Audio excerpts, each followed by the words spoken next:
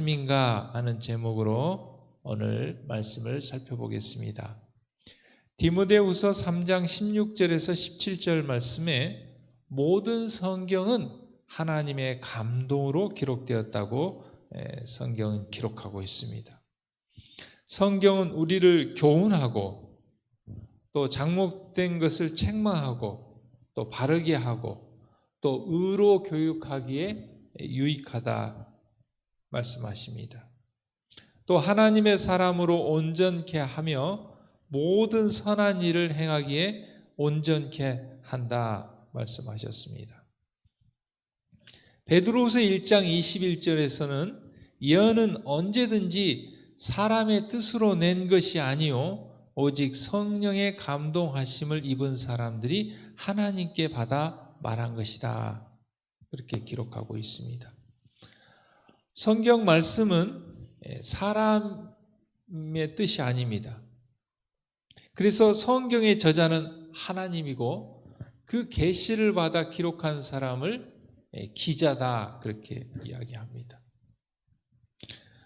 성경을 하나님께서 우리에게 주신 목적은 디모데후서 3장 15절에 성경은 능히 너로 하여금 그리스도 예수 안에 있는 믿음으로 말미암아 구원에 이르는 지혜가 있게 한다 그렇게 기록했습니다. 오늘 또 우리가 하나님의 말씀을 믿음으로 따라감으로 하늘을 향하여 나아가는 하루가 되기를 간절히 소망합니다. 히브리서 4장 12절에 하나님의 말씀은 살았고 운동력이 있어 좌우의 날선 어떤 검보다도 예리하여 혼과 영과 및 관절과 골수를 찔러 쪼개기까지 하며 또 마음의 생각과 뜻을 감찰한다고 말씀하셨습니다. 지난번에 저희 아버지께서 좀 염증이 있어서 응급실을 통해서 병원에 입원을 하셨는데 처음에 가니까 검사를 위해서 엑스레이를 찍습니다. 혹시 폐 이상이 있나 다른 데 이상이 있나. 그 다음에 별 이상이 없으니까 그 다음에는 CT를 촬영합니다.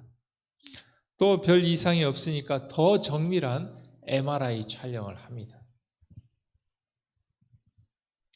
그런데 하나님의 말씀은 엑스레이나 CT나 MRI보다도 더 정말 마음의 깊은 생각과 뜻까지라도 감찰할 수 있는 좌우의 날선 어떤 검보다도 더 예리하게 우리의 혼과 영과 관절과 골수를 쫙 촬영해서 보여줘서 우리를 회개케 하시고 또 뭐가 잘못됐는지 교훈해 주시고 그래서 우리를 구원하시는 정말 하나님이 주신 말씀인 것입니다. 죽음의 수용사라는 책에 보면 2차 세계대전 당시에 독일군이 그 유대인들을 수용했던 그 아우슈비츠 수용소에 대한 내용이 나옵니다. 그 중에 한 부분에 이런 내용이 있습니다. 4시 30분이면 아무 영양가도 없고 고약한 냄새만 나는 엽게 우려낸 향료, 커피가 배급된다고 합니다. 그런데 대부분의 사람들은 너무 배가 고프고 힘들기 때문에 얼마 안 되는 커피지만 그냥 그것을 마신다고 합니다. 그런데 그 중에서도 또 어떤 사람들은 얼마 안 되지만 그걸 다 마시지 않고 한두 모금만 마시고 나머지를 가지고 세수를 한다는 것입니다. 왜냐하면 몸을 씻을 것도 물도 아무것도 없으니까요. 그나마 그것으로라도 어떻게 그냥 찍어서 세수를 한다는 것이죠.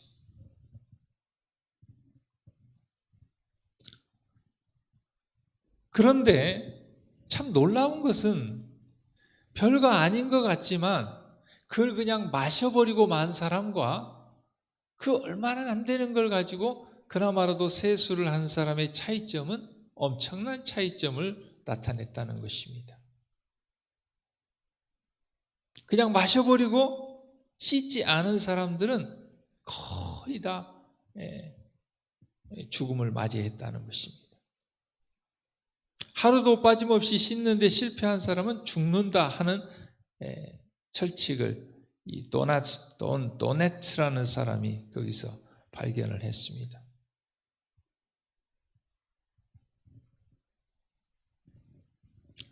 우리가 하나님의 말씀을 정말 한 구절이라도 읽고 그 말씀으로 우리의 마음을 살펴보고 교훈을 받고 하나님을 향하여 조금씩 나아간다면 우리는 하늘에 이르고 구원에 이르고 영원한 생명을 향하여 나아가게 될 것입니다.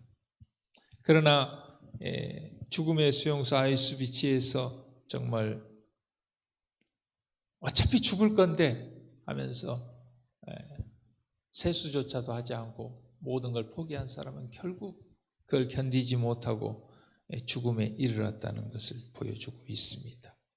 오늘 또 우리의 구원을 위해서 하나님의 말씀을 주신 것을 감사하며 하나님의 말씀에 비추어 하나님께 영광을 돌리는 하루의 삶이 되기를 간절히 바랍니다.